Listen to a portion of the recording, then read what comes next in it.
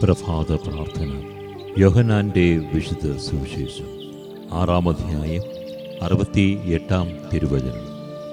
ശിമയോൻ പത്രോസ് മറുപടി പറഞ്ഞു, കർത്താവേ, ഞങ്ങൾ ആരുടെ അടുത്തേക്ക് പോകും? നിത്യജീവൻ്റെ വചനങ്ങൾ നിന്റെ പക്കലുണ്ട്.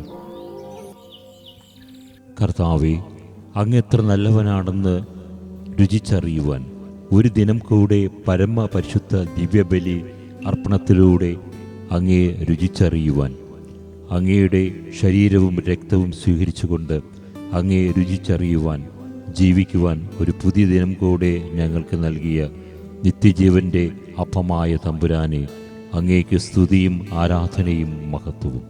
കർത്താവേ, പത്രോസ്ലിഹായെപ്പോലെ അങ്ങേ പക്കൽ നിന്ന് പിടിവിട്ട് ഒരിക്കലും ഒരു നിമിഷം പോലും ഒരിടത്തും മാറിപ്പോകാതിരിക്കുവാൻ ഞങ്ങളെ അനുഗ്രഹിക്കണമേ.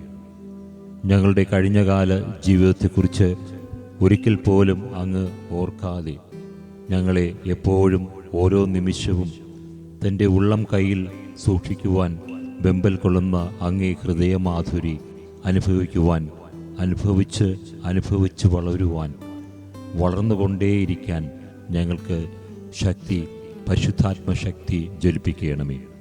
ദൈവത്തിൻ്റെ പരിശുദ്ധനായ അങ്ങയെ വിട്ട് ഒരിക്കലും പോകാതെ ഞങ്ങൾ ദൃഢമായി വിശ്വസിച്ച് അറിഞ്ഞ് അങ്ങേ പക്കൽ സദാ ആയിരിക്കുവാൻ ഞങ്ങളെ അനുഗ്രഹിച്ച് അഭിഷേകത്താൽ ജ്വലിപ്പിക്കണമേ. ആമേൻ.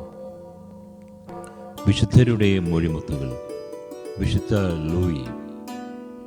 എല്ലാ ദിവസവും നമ്മുടെ ആഗ്രഹങ്ങളെ ഗ്രഹിക്കുക, എന്നാൽ ദുർമോഹങ്ങളെ പരാജയപ്പെടുത്തുവാൻ കഴിയും.